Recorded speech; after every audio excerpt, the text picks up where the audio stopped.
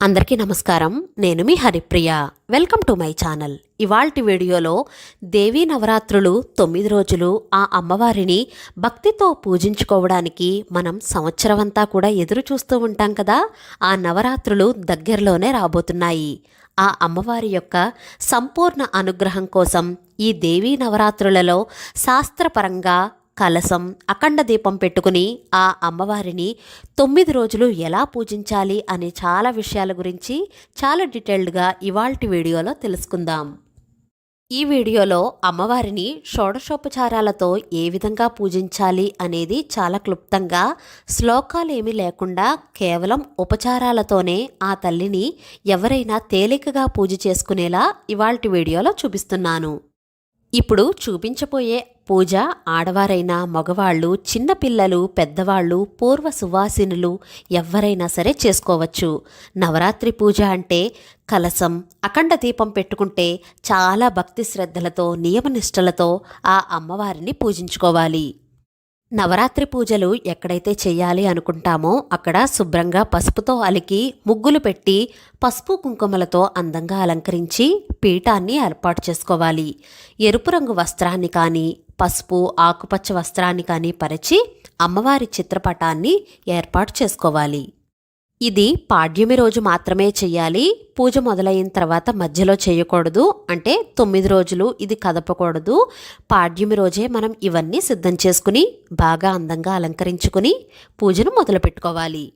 వీడియోలోకి వెళ్లే ముందు చిన్న ప్రకటన. శ్రీ కనకదుర్గ జ్యోతిష్యాలయం గురువుగారు సాయిరాం గారు కుటుంబ సమస్యలు, ప్రేమ, పెళ్లి, ఉద్యోగం, వ్యాపారం, విదేశీ ప్రయాణం, మానసిక సమస్యలు, భార్యాభర్తల సమస్యలు, ఇలా మీకు ఏ సమస్య ఉన్నా సరే ఒకసారి గురువుగారికి ఫోన్ చేయండి. శాశ్వతంగా పరిష్కారం తెలుసుకోండి. పాడ్యమి కంటే ముందుగానే పూజా మందిరాన్ని, ఇంటిని శుభ్రం చేసుకుని పాడ్యమి రోజు తెల్లవారుజామునే నిద్రలేచి అమ్మవారిని సిద్ధం చేసుకుని పీఠాన్ని ఏర్పాటు చేసుకోవాలి. ముందుగా కలశాన్ని ఏర్పాటు చేసుకుందాం. ఒక ఇత్తడి, రాగి లేదా వెండి ప్లేట్ అయినా తీసుకుని దానిలో 3 కానీ 5 గుప్పెళ్ల బియ్యాన్ని వేసుకోవాలి. దానిలో కొద్దిగా పసుపు, కుంకుమ, అక్షింతలు వేసి 2 తమలపాకులు ఆ బియ్యం మీద పెట్టాలి. ఒక రాగి లేదా ఇత్తడి, వెండి చెంబును తీసుకుని ఆ బియ్యం మీద పెట్టాలి. దానిలో నిండుగా నీళ్లు పోసి పసుపు, కుంకుమ, అక్షింతలు, 2 పువ్వులు, కాయిన్ వేసి మామిడి ఆకులను దానిలో వేసుకోవాలి. ఇప్పుడు గుండ్రంగా ఉన్న కొబ్బరికాయను దానిపై పెట్టి గంధం కుంకుమలతో అలంకరించుకుని ఒక ఎరుపు రంగు జాకెట్ ముక్కను ఫోల్డ్ చేసుకుని ఈ కొబ్బరికాయ పైన పెట్టుకోవాలి. పసుపు గణపతిని కూడా సిద్ధం చేసుకుని పెట్టుకుని అఖండ దీపానికి కూడా సిద్ధం చేసుకుని పెట్టుకోవాలి. ఒక పళ్ళెంలో బియ్యం పోసి దానిలో పసుపు, కుంకుమ, అక్షింతలు వేసి తమలపాకుపై ఈ అఖండ దీపం కోసం పెద్ద ప్రమిదను పెట్టుకోవాలి. ఈ ప్రమిదకు గంధం, కుంకుమ బొట్లు పెట్టుకోవాలి. అఖండ జ్యోతి ముందే నూనెలో నానబెట్టుకుంటే కనుక ఈ అఖండ దీపంలో వేయాలి.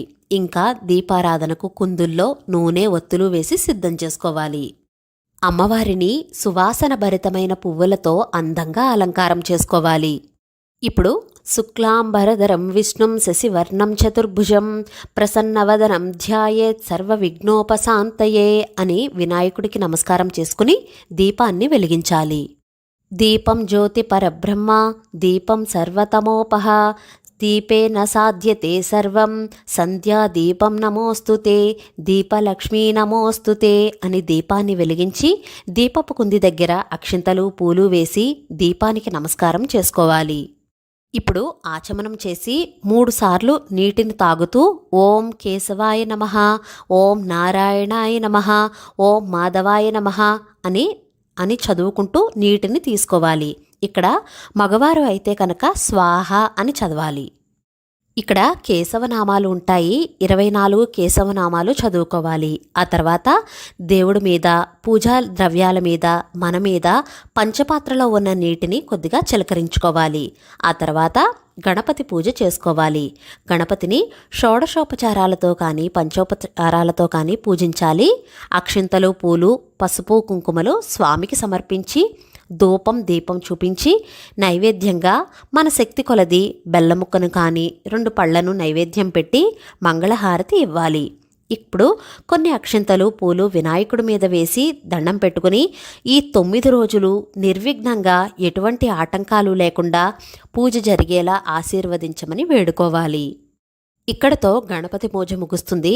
తర్వాత అమ్మవారి పూజను మొదలుపెట్టాలి.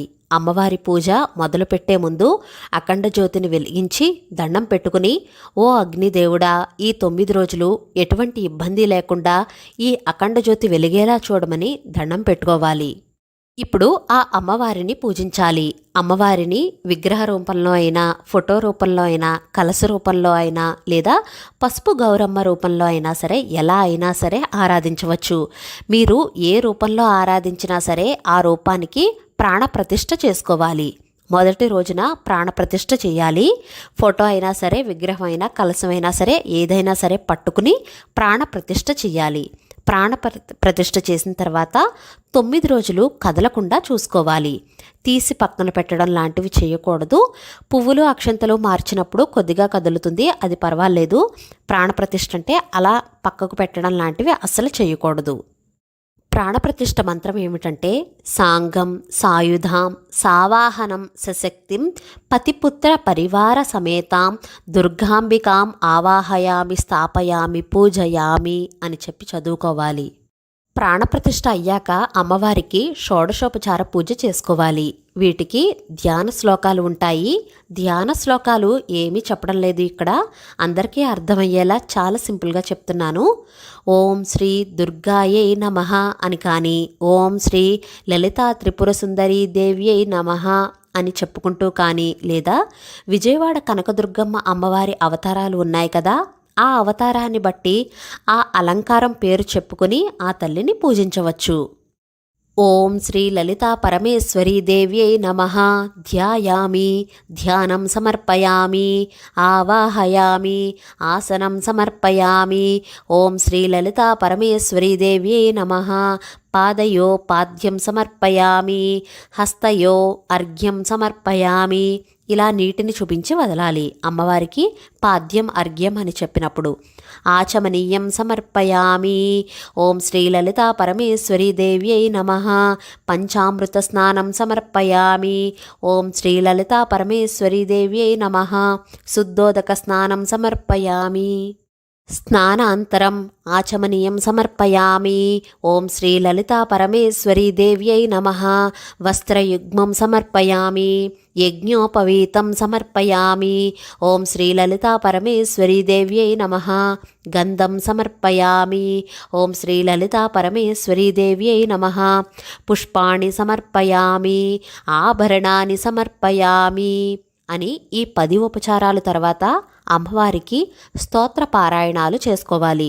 పువ్వులతో కానీ, అక్షింతలను సమర్పిస్తూ కానీ అదాంగ పూజను చేసుకోవాలి. ఓం దుర్గాయై నమః పాదౌ పూజయామి. ఓం కాత్యాయనాయై నమః గుల్హౌ పూజయామి. అలా అమ్మవారికి సర్వాంగణ్యామి పూజయామి అని ఈ 18 నామాలు చదువుకోవాలి. ఈ అంగపూజను ప్రతిరోజు చేసుకోవాలి. దాని తర్వాత అష్టోత్తర శతనామావళి చదువుకోవాలి. ఇక్కడ ప్రతిరోజు దుర్గా అష్టోత్తరం కానీ, లలితాదేవి అష్టోత్తరం కానీ, లేదా ఏ రోజు ఏ అలంకారం అయితే ఆ అమ్మవారికి సంబంధించిన అష్టోత్తరాన్ని చదువుకోవాలి. ఇక్కడ అష్టోత్తర శతనామావళి చదువుకుంటూ 108 నామాలు చదువుకుంటూ అమ్మవారిని కుంకుమతో పూజ చేసుకోవాలి. అష్టోత్తరము అమ్మవారిది ఏ అష్టోత్తరం చదివినా సరే చిటికెడు కుంకుమను సమర్పిస్తూ కుంకుమ పూజ చేసుకోవాలి.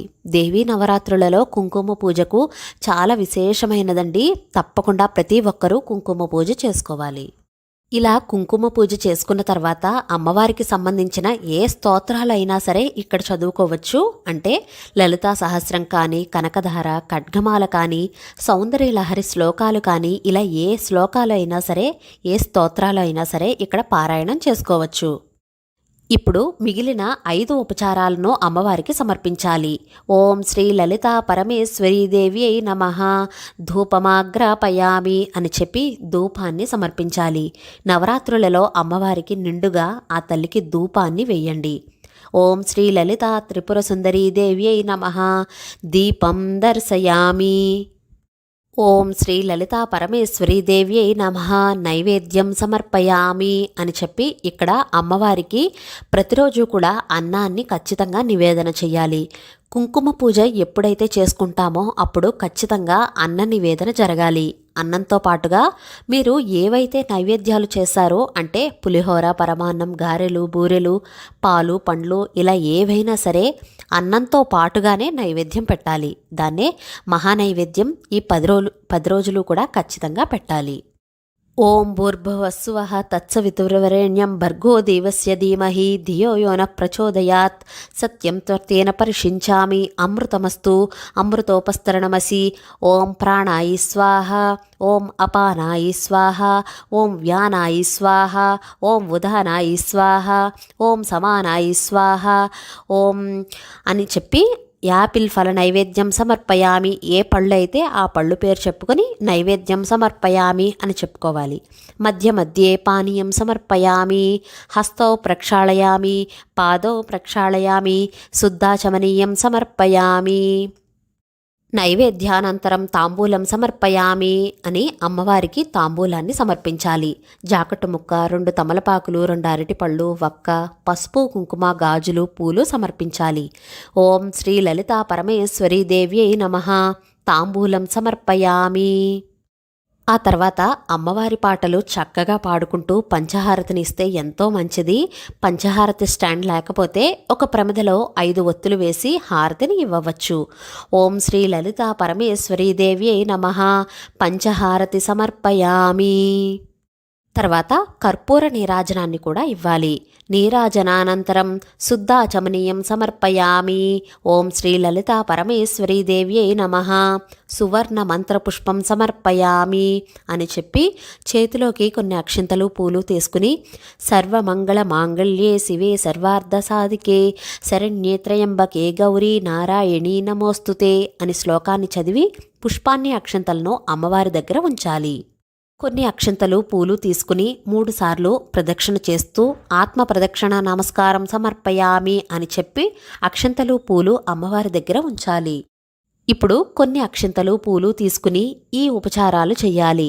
ఓం శ్రీ లలితా పరమేశ్వరీ దేవ్యై నమః. ఛత్ర చామర నృత్య గీత ఆందోళిక అశ్వారోహణ గజారోహణ సమస్త రాజ్యోపచార దేవ్యోపచారాన్ సమర్పయామి అని చెప్పి అమ్మవారి దగ్గర అక్షింతలు వెయ్యాలి. ఇప్పుడు కొన్ని అక్షింతలు చేతిలోకి తీసుకుని నీటిని వదులుతూ ఓం శ్రీ లలితా పరమేశ్వరీ దేవ్యై నమః. ఏతత్ఫలం శ్రీ లలితా పరమేశ్వరీ దేవతార్పణమస్తు అని చెప్పి అక్షింతలను, నీటిని వదలాలి. ఇక్కడితో అమ్మవారికి షోడశోపచారాలతో పూజ పూర్తవుతుంది. ఇంకా అమ్మవారికి మనసారా దండం పెట్టుకుని సాష్టాంగ నమస్కారం చేసి మా పూజలో ఏదైనా లోపాలు ఉంటే మన్నించమని వేడుకోవాలి. అమ్మవారికి కుంకుమ పూజ చేసుకున్నాం కదా, మనం పెట్టుకుని మంగళసూత్రాలకు కూడా పెట్టుకోవాలి. ఈ కుంకుమ పూజ రోజు అలాగే చేసుకోవాలి. ఏ రోజుకు ఆ రోజు మార్చకూడదు. 9 రోజులు అలానే ఉంచాలి. అమ్మవారికి పూజలో వాడిన అక్షింతలు శిరస్సు పైన వేసుకోవాలి. ఈ నవరాత్రులలో అమ్మవారిని ఈ విధంగా ఆరాధిస్తే విశేషమైన ఫలితం కలుగుతుంది. తప్పకుండా ఆ అమ్మవారి అనుగ్రహం కలుగుతుంది. సమయం ఉన్నవాళ్ళు అయితే ఈ విధంగా కలశం, అఖండ దీపం పెట్టుకుని అమ్మవారికి షోడశోపచార పూజ ఉదయం, సాయంత్రం 2 పూట్ల పూజ చేసుకోవాలి. ఈ నవరాత్రులలో ఎంతో ఘనంగా భక్తి శ్రద్ధలతో ఆ తల్లిని పూజించాలని మనస్ఫూర్తిగా కోరుకుంటున్నాను. కలశం, అఖండ దీపం లేకుండా కూడా పూజా విధానం నేను ఆల్రెడీ మన ఛానల్లో పోస్ట్ చేశాను. ఆ వీడియో లింక్స్ అన్నీ కూడా డిస్క్రిప్షన్లో ఉంటాయి, ఒకసారి చూడండి. ఇవాల్టి వీడియో మీకు నచ్చిందా? నచ్చినట్లయితే please like, share, subscribe to my channel. ఆ అమ్మవారి కృపా కటాక్షాలు మనందరి మీద ఉండాలని మనస్ఫూర్తిగా కోరుకుంటున్నాను. సర్వే జనా సుఖినో భవంతు. సర్వం శ్రీకృష్ణ అర్పణమస్తు. స్వస్తి.